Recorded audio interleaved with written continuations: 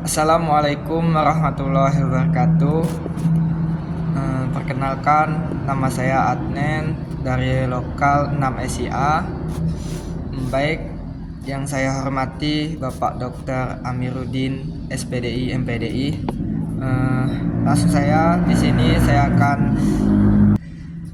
menjawab pertanyaan dari soal UAS yang telah Bapak berikan. Soal pertama,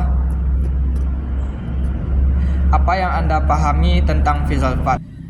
Filsafat adalah suatu disiplin yang mencari kebenaran dan makna tentang realitas yang melibatkan berpikir secara kritis dan mendalam tentang segala aspek kehidupan manusia. Filsafat berasal dari bahasa Yunani yaitu filosofia yang berarti cinta akan kebijaksanaan. Filsafat mencakup berbagai cabang seperti etika, epistemologi, dan ontologi yang semuanya berfokus pada pengetahuan dan makna hidup manusia. Soal selanjutnya, mengapa manusia harus berfilsafat dan apa manfaatnya? Manusia harus berfilsafat karena filsafat membuat mereka dalam mencari kebenaran dan makna tentang realitas. Berfilsafat memungkinkan manusia untuk menggunakan rasio mereka secara manusia, membuat mereka lebih manusiawi dan mampu membuat keputusan yang lebih baik. Filsafat juga membantu dalam mempertanyakan dan mengkritik pemahaman-pemahaman yang sudah ada sehingga dapat diubah atau diperbaiki sesuai dengan konteks yang berubah. Soal selanjutnya, bagaimana caranya agar akal kita manusia bisa berpikir filsafat dan filosofis? Untuk berpikir filsafat, manusia harus berpikir secara rasional, kritis, dan holistik. Berpikir secara rasional berarti menggunakan logika dan alasan yang masuk akal. Berpikir secara kritis berarti mengkritik dan mengevaluasi pemahaman-pemahaman yang ada. Berpikir secara holistik berarti melihat segala sesuatu dalam konteks yang lebih luas, tidak hanya dalam suatu bidang ilmu tertentu. Filsafat juga menggunakan metode hermeneutik filosofis yang menafsirkan dan memahami berbagai fenomena dalam konteks yang lebih luas. Soal selanjutnya, mengapa filsafat di belahan dunia barat mengalami kemunduran? Di sini dijelaskan, filsafat di belahan dunia barat mengalami kemunduran karena beberapa alasan. Yang pertama, fanatisme agama. Fanatisme yang berlebihan pada agama dan penutupan jalan bagi filsafat. Dia menyebabkan manusia hidup dalam kehidupan yang tidak terbuka untuk berpikir secara radikal, sistematis, dan universal. Yang kedua, ditandai dengan keruntuhan peradaban. Peradaban barat telah kehilangan jiwa dan mengeras menjadi peradaban yang ditandai dengan munculnya Napoleon dan kemerosotan nilai-nilai budayanya. Filsafat di belahan dunia timur Islam mengalami kemajuan yang sangat pesat karena salah satu yang menyebabkan majunya peradaban Islam di bagian timur yaitu satu, penghargaan terhadap berpikir. Di sana Islam sangat menganjurkan berpikir untuk mendapatkan ilmu pengetahuan sehingga dunia Islam menjadi kiblat ilmu pengetahuan. Tanda selanjutnya yaitu ada kemajuan awal. Pemikiran Islam mengalami kemajuan hebat antara abad 8 dan 13, memberikan hasil nyata kepada Eropa. Teori Spengler, Oswald Spengler mengatakan bahwa berakhirnya terhadap peradaban akan disusul oleh kehidupan masyarakat yang tidak bersejarah yang ditandai dengan keruntuhan peradaban itu sendiri. Sedangkan teori Vico, Giambattista Vico berpandangan bahwa peradaban mengalami siklus dimulai dengan masa muda, musim panas, diikuti oleh masa dewasa, musim gugur, dan akhirnya masa tua, musim dingin, yang ditandai dengan keruntuhan yang terus terjadi pada peradaban tersebut. Sedangkan soal selanjutnya, bagaimana caranya dunia barat bisa kembali bangkit dari keterpurukan? Jawabannya, dunia barat dapat kembali bangkit dari keterpurukannya dengan beberapa cara. Salah satunya menghadapi emosi. Penting untuk menerima dan memahami emosi yang dirasakan saat menghadapi masa sulit. Merasa sedih atau putus asa adalah reaksi manusiawi yang harus diterima. Selanjutnya, refleksi diri. Melakukan refleksi diri untuk memahami penyebab keterpurukan, memahami akar masalah, dapat membantu mencernakan langkah-langkah untuk keluar dari situasi sulit. Selanjutnya, di sini dijelaskan tidak membalas keburukan dengan keburukan. Jangan membalas keburukan dengan keburukan. Hal ini dapat memperburuk situasi dan menghambat proses pemulihan. Ada juga tindakan menyerah. Seringkali ketika terpuruk kita akan berpangku tentang, namun penting untuk tetap berusaha bangkit dan tidak menyerah. Soal selanjutnya, apa hikmah atau pelajaran yang bisa kita ambil dari Renaissance dan Aklarung? Dapat kita pelajari dari hikmah yang bisa kita ambil dari Renaissance dan Aklarung, yaitu pembaharuan pemikiran.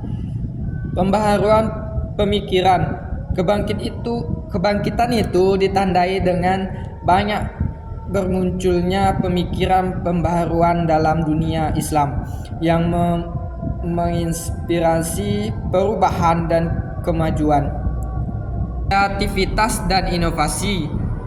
Renaissance dan Aklarung menunjukkan bahwa kreativitas dan inovasi dapat memperbaiki situasi dan membawa perubahan positif dalam kehidupan. Selanjutnya, jelaskan secara logis dan sistematis bagaimana sesungguhnya kedudukan filsafat dalam Islam, baik dari perspektif yang membolehkan filsafat atau dari perspektif yang tidak membolehkan filsafat. Di sini dapat kita pahami filsafat memiliki kedudukan yang unik dalam Islam dengan perspektif yang membolehkan filsafat dan yang tidak membolehkan filsafat.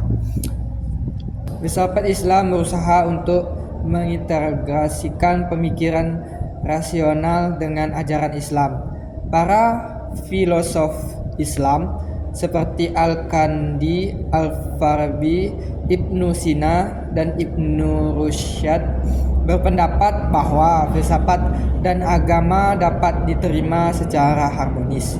Mereka menekankan bahwa kebenaran yang dibawa oleh wahyu dan filsafat adalah satu meskipun bentuknya berbeda. Pernyataan selanjutnya, di sini ada penggunaan akal budi. Filsafat Islam menggunakan akal budi untuk memahami Tuhan, alam semesta, dan manusia. Ini dilakukan dengan pendekatan filosofis yang mencoba untuk menemukan kebenaran tentang hakikat terhadap alam semesta melalui pemikiran yang radikal, sistematis, dan universal. Pernyataan dari pengaruh filsafat Yunani, filsafat Islam tidak hanya berasal dari ajaran Islam, tetapi juga dipengaruhi oleh filsafat Yunani. Para filosof Islam seperti Al-Kindi dan Al-Farabi mengintegrasikan pemikiran Aristotelianisme dan Neoplatonisme ke dalam pemikiran Islam, membentuk mazhab pemikiran yang unik. Selanjutnya, di sini bisa saya jelaskan perspektif yang tidak membolehkan filsafat. Contohnya itu pendapat Al-Ghazali. Al-Ghazali seorang ulama Islam yang terkenal menolak filsafat dan para filsuf Islam. Ia berpendapat bahwa filsafat bertentangan dalam ajaran Islam dan dapat mengarah pada kekufuran. Pandangan ini berpengaruh besar dalam masyarakat Islam, mengakibatkan pengharaman filsafat dan para filosof Islam. Penjelasan selanjutnya yang membilang filsafat itu ketidakharmonisan filsafat dalam agama Islam. Beberapa ulama Islam berpendapat bahwa filsafat tidak dapat diterima karena bertentangan dengan ajaran Islam. Mereka menekankan bahwa akal manusia tidak dapat memahami Tuhan sepenuhnya dan wahyu tidak dapat dipahami dengan filsafat. Ini menghasilkan ketidakharmonisan antar filsafat dan agama. Pada perbedaan di atas, di sini dapat saya simpulkan filsafat memiliki kedudukan yang kompleks dalam Islam dengan perspektif yang membolehkan dan yang tidak membolehkan. Para filosof Islam berusaha untuk mengintegrasikan filsafat dengan ajaran Islam, sementara beberapa ulama menolak filsafat karena dianggap bertentangan dengan ajaran agama Islam. Soal terakhir, mengapa manusia sangat penting untuk menjaga kualitas akal dan hati? Baik, sini saya sedikit jelaskan. Manusia sangat penting untuk menjaga kualitas akal dan hati karena kedua elemen ini sangat berperan dalam menentukan kualitas kehidupan manusia. Akal dan hati merupakan dua aspek penting dalam Islam yang saling berkaitan dan saling melengkapi. Akal berperan dalam proses berpikir dan menalar, sementara hati berperan dalam proses merasakan dan memperoleh petunjuk Allah. Kedua elemen ini harus dijaga agar manusia dapat hidup dengan baik dan beribadah dengan benar.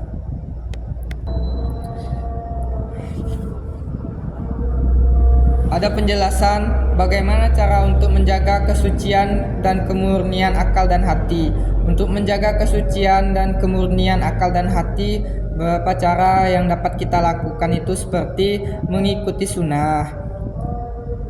Contohnya, mengikuti sunnah Nabi Muhammad SAW dalam beribadah dan berakal budi.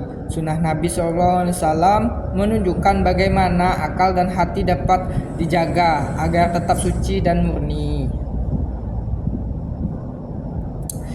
Selanjutnya, kita dapat menghindari keburukan, menghindari hal-hal yang dapat merusak akal dan hati seperti kegiatan yang bertentangan dengan ajaran Islam dan perilaku yang tidak baik.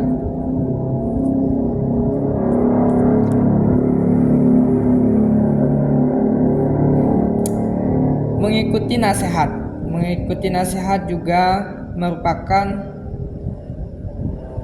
petunjuk dari orang-orang yang lebih baik dan lebih berpengetahuan. Nasihat ini dapat membantu menjaga akal hati agar tetap suci dan murni. Dalam buku Filsafat Umum, Akal dan Hati sejak Thales sampai Capra oleh Ahmad Tafsir. Buku ini membahas tentang filsafat umum yang meliputi akal dan hati. Penulisan menekankan pentingnya menjaga kualitas akal dan hati dalam hidup sehari-hari, serta bagaimana cara menjaganya agar tetap suci dan mulia. Mungkin hanya itu penjelasan yang dapat saya jelaskan dari soal yang sudah diberikan oleh Bapak kepada saya. Mungkin terdapat kekurangan, saya mohon maaf yang sebesar-besarnya. Saya akhiri. Wallahu muwaffiq ila aqwamit thoriq. Wassalamualaikum warahmatullahi wabarakatuh.